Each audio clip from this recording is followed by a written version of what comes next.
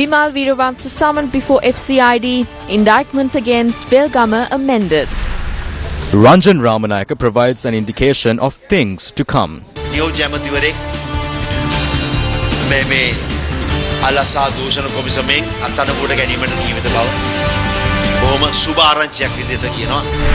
Sanitation facilities for the fisher community of Thalemanna under the Gumat the 100-day initiative. Overseas trip for 60 central provincial councillors, while 254 public projects in limbo.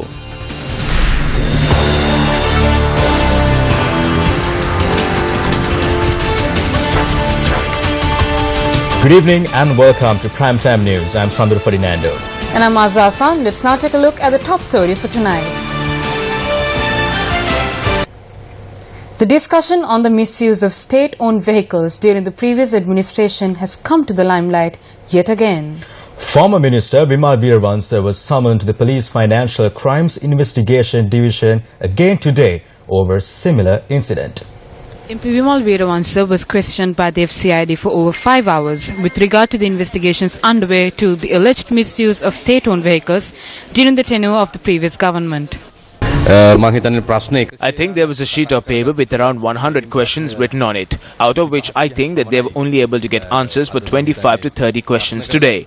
They said that I would be informed of the next day I should appear at the division. Therefore, I intend on appearing once again and answering the questions on that day.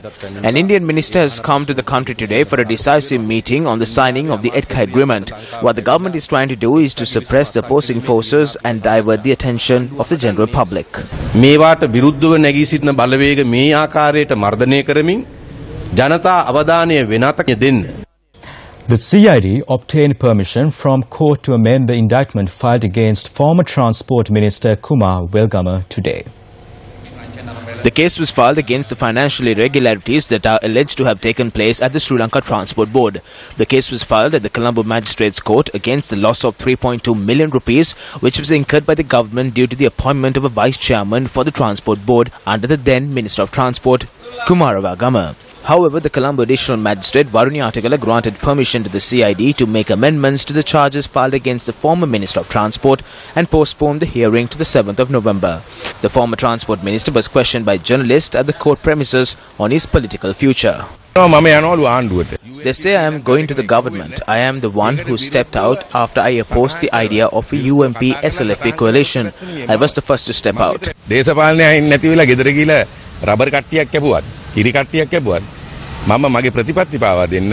I will not betray my policies. I am in the joint opposition. I will not leave as long as the UMP and SLFP stay together. Meanwhile, the Colombo High Court issued a notice to summon former General Secretary of the United National Party, Tisathanayake, on the 19th of next month. Charges were filed against the former General Secretary for allegedly forging documents during the 2015 presidential election and presenting it on a political program in a bid to carry out a negative campaign against Prime Minister Ranil Wickremesinghe and President Maithripala Sirisena. The Colombo Fort Magistrate informed today that the court will consider whether summons or warrants should be issued for Udayanga Weerathunga, the former Sri Lankan ambassador to Russia, on the 30th of this month. The court was informed in this regard when a request was made by the police FCID. The FCID informed court that the whereabouts of the former ambassador is still unknown following the efforts to find out whether he could be located in a number of areas in Ukraine. Deputy Minister Ranjan Ramanaike made a revelation at a media briefing held in Colombo today. The Commission to investigate allegations of bribery or corruption is conducting investigations devoid of any party difference. This is not a hunt. I can clearly state that we have received information that 95% of the investigation into a Deputy Minister of the government has been completed. This individual will be brought before the law very soon. For the first time in the history of Sri Lanka, a Deputy Minister is to be taken into custody by the Commission to investigate allegations of bribery or corruption. This is good news. This is the difference of the government of good governance.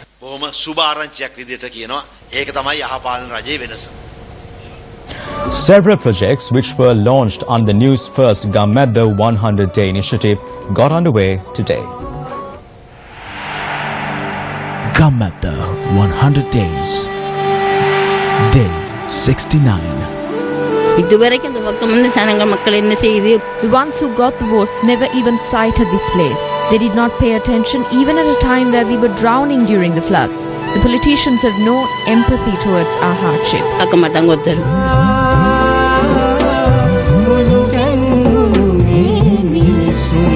With the aim of easing the burdens of the deprived and the helpless, we were able to instill confidence among the people through the Gumat 100-day initiative today. The people of this village today came to realize there are many behind to support and ensure that the days of misery and trials have ended. The project to provide sanitation facilities for the people living on the coastal line along Talemana fishing harbour commenced today.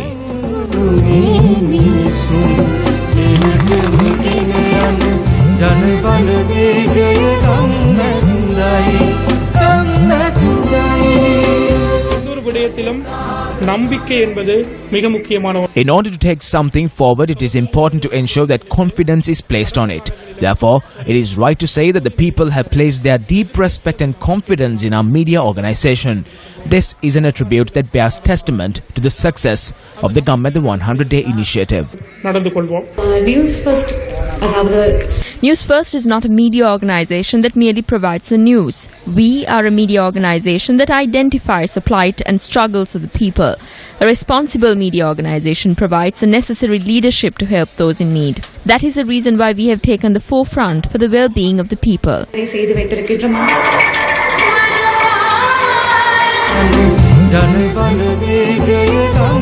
A tree planting program which is organized in an attempt to reinforce the natural resources which have been destroyed by wildfire took effect today.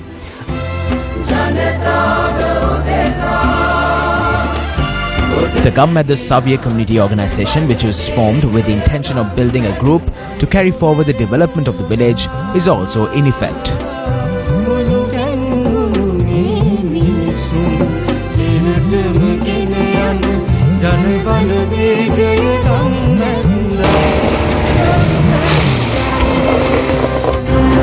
We thank everyone who encouraged us and contributed to this initiative.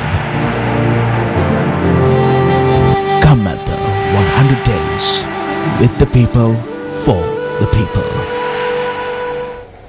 Politicians of the Sri Lanka Freedom Party and the United National Party commented on the recent statement made by the Director General of Government Information, Dr. Ranga Kalansurya, about the involvement of stakeholders in the public's welfare during disaster situations.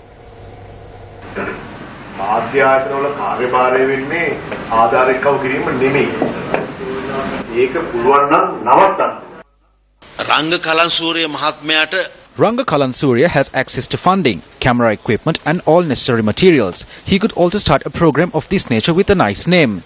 Do not berate activities that are ongoing. We do not have the right to judge anyone. I am not a mad doctor. I cannot call him mad because he is already appointed to a position. I am saddened over his statement.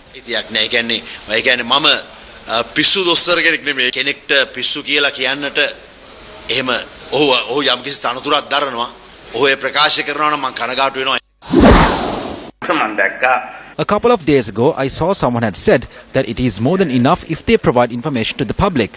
Thieves do not steal today because of the media. So it is essential that the media speaks about theft. Even we choose our words carefully out of fear of the media. I was in prison for 2 years for disrespecting the determination of the court.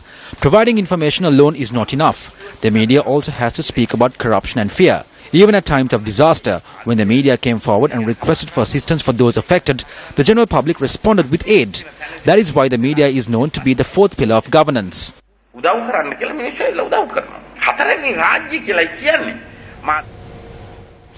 57th death anniversary of SWRD Bandaranaike, who pioneered one of the biggest social revolutions in Sri Lanka's history, is marked today.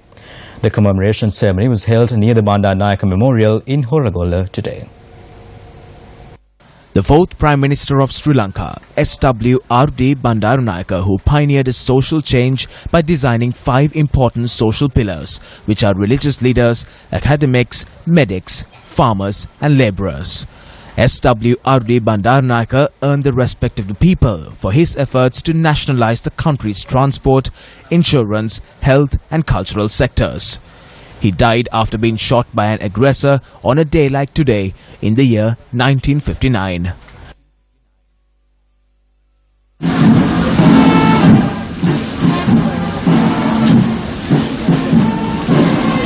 57th death anniversary of SWRD Bandaranaike was commemorated by the late leader's family members and his children, including former President Chandrika Bandaranaike Kumaratunga. A host of ministers and parliamentarians were also in attendance.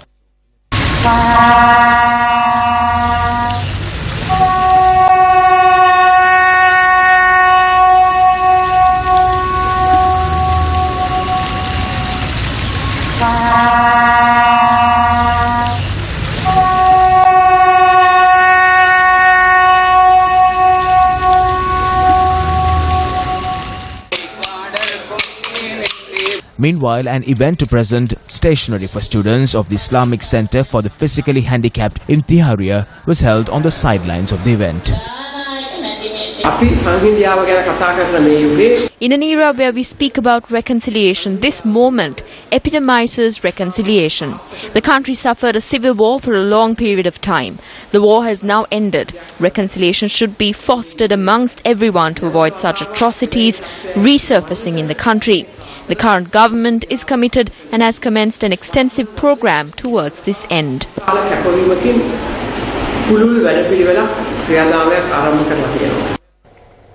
Environmental organizations have stressed on the need to combat wildfires that are initiated by the public.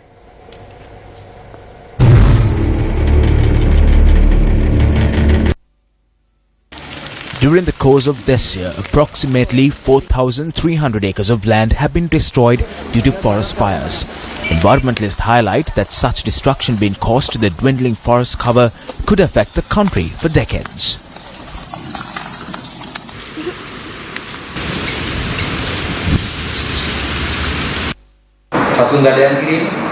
Those who own cattle and those who poach are involved in these forest fires. Those who engage in sand mining also get involved in such activities. They do this because when it rains after a fire, all the solid is washed down into the streams and rivers, which makes it easier to collect sand. Those who collect nelli, arulu and other such herbs also set these fires to make their job easier. These fires are being lit for such short-term goals. Incidents of this nature are increasing with each year, and as a result water sources are dwindling. This will lead to droughts. A swathe of the Knuckles Reserve, which is a World Heritage Site, has also been destroyed due to such wildfires. Fires of this nature are reported due to the Chena cultivations within the Randanikala Reserve in close proximity to Riklagas Kanda. Meanwhile, in the Knuckles Reserve, those who engage in poaching and those who rear cattle engage in such acts. These forest fires have had a strong impact on the water sources of the country. It has come to a point where we are losing these water sources. Even animals are affected by this. We need to develop a national policy if we are hoping to leave these resources to our children. Destroying 4,300 acres of land owing to forest fires, isn't this a national crime? Isn't prevention of such forest fires an urgent national need? Speaking in Gampola today, Deputy Minister of Mahavira Development and Environment, Jabara, issued a warning to persons who set fire to forest areas. We saw forest fires ravaging several areas like Hunnasgiri and Knuckles. Such incidents were reported recently. This could be an international act to a certain extent. We would like to remind you that the groups involved in setting fire to a forest or a cultivation will have no such freedom to cause such destruction in the future. The dry weather condition prevalent in the country is making it difficult for people to access clean drinking water sources. The people of Rendapula in Lunugala Badulla are making every effort to obtain drinking water.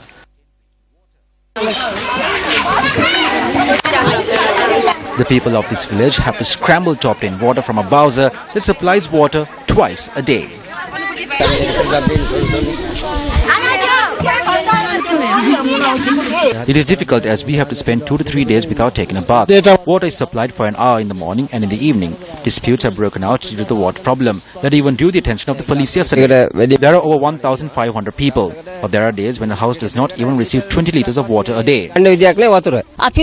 We use cans to obtain water. We go in a three-wheeler to get water. This is the Paragahavatta village located in Karatota in Kirindamatara. Today, water was available for the villagers only in 2 wells, but villagers point out that the water is unsuitable for consumption. While those who have no choice use this water despite its condition, others travel for several kilometers by tractor to obtain water.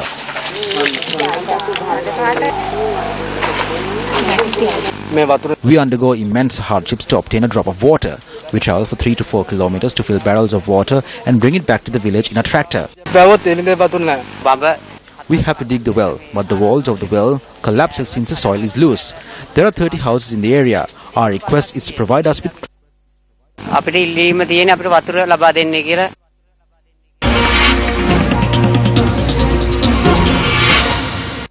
Action TV revealed yesterday that all members of the Central Provincial Council are preparing to undertake a tour to Russia along with several officials at a cost of 27.3 million rupees. This tour is being planned in a backdrop where the Central Provincial Council is struggling due to a financial crisis. 258 development projects launched by the council came to an abrupt halt on the 8th of January 2015 due to the lack of funds. Taking all this into consideration, Action TV called on the governor of the Central Province to reveal to the nation why funds were allocated for foreign tours ahead of development activities. The questions raised through Action TV are important. I also ask myself why we reached this point, when the people are facing numerous issues. Although my conscience does not agree with this decision, I have been forced to grant my consent. The Secretary to the President on several occasions issued advisories to the Secretaries of Ministries and the heads of provincial councils not to engage in any non-essential foreign tour due to the financial crisis that the government is facing. If any provincial council does decide to engage in such a tour, they need to obtain the prior approval of the President. The Central Provincial Council attempted to obtain approval for their tour of Russia in this manner, and their requests were rejected on 3 occasions. The governor revealed to Newsfirst that the Chief Minister had received the verbal approval of the President for this tour. He was not in the country when I received this letter. Therefore, I had no way of inquiring into this from him. I cannot reject the unanimous decision of the Provincial Council as well. I was left helpless.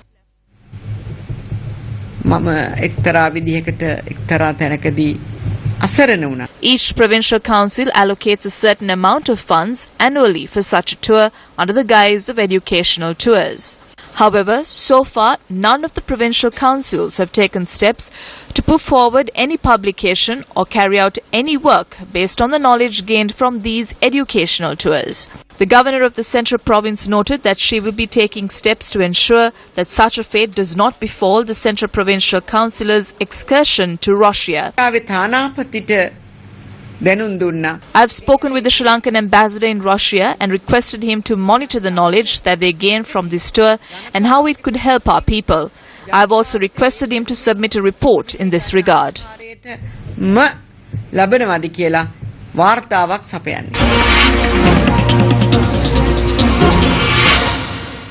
A police investigation into a land dispute in Jabara led to a clash, leaving 4 people hospitalized.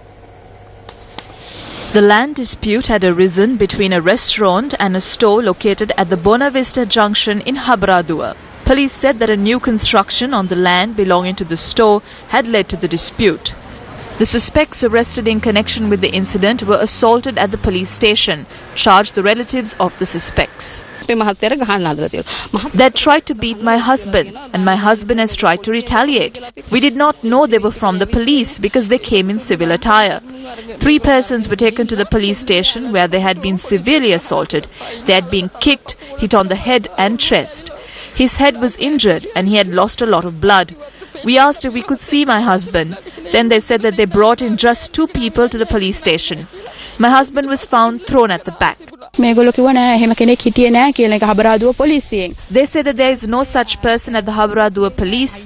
The people who were held in the cell, however, said that he was brought here, but they are not showing him and that he was taken inside.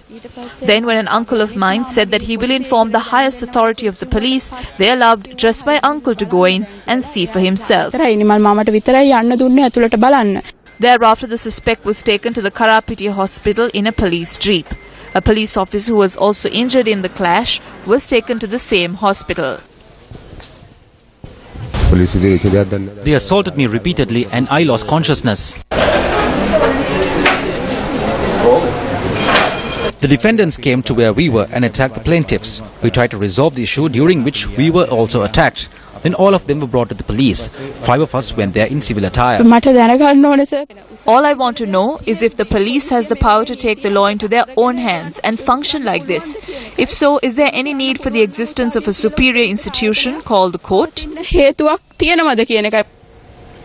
The Hambantota District Coordination Committee meeting was held at the Hambantota Administrative Complex Auditorium today.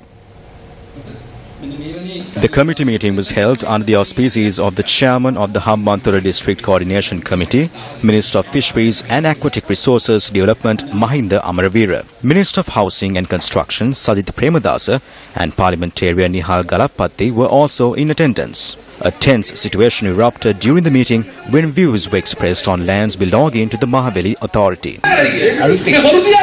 Work cannot be done in the presence of these thieves. The President and the Prime Minister are operating in a government of good governance, but there are also thieves in their midst.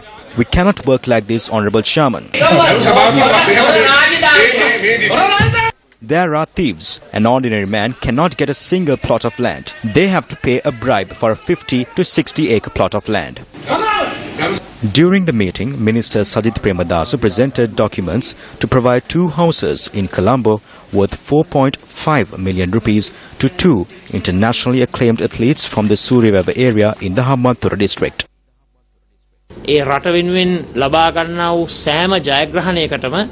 His Excellency the President, Honourable Prime Minister and the Government of Good Governance are always obliged to provide due honour, facilities and benefits for every triumph and victory achieved in the name of the country. Therefore, we express our honour and gratitude to these 2 athletes who hail from a rural area such as Suryawava. These athletes are bringing international glory to our country while engaging in education amidst various hardships.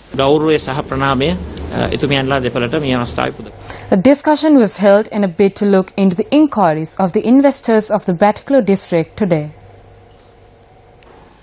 The event was held under the auspices of State Minister Sujiva Senasinghe in Manmine Pathru Divisional Secretariat Office in the Batiklo district.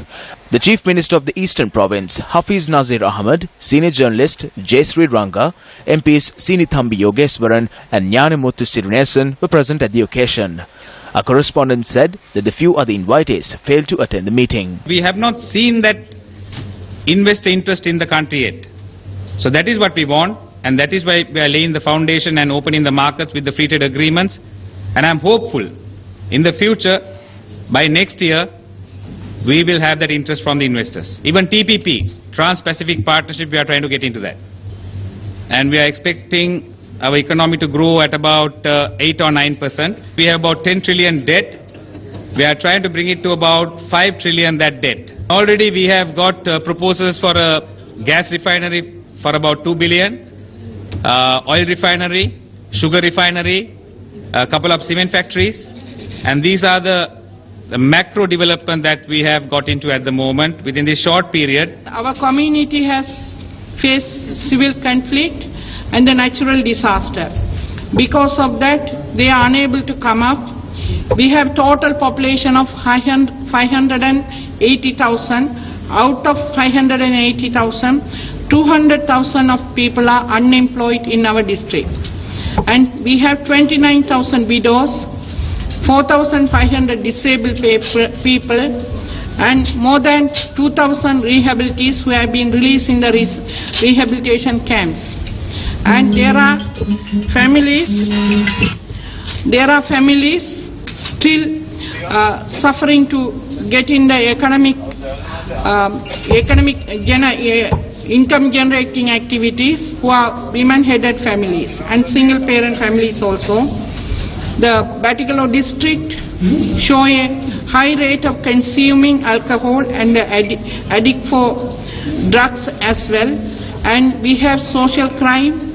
In this junction, we are looking forward to investment to give a income generating activity without damaging our resources, without giving any disturbance in environment, protecting our natural resources and our behaviors and the culture as well. Let's now take a look at sports news in brief.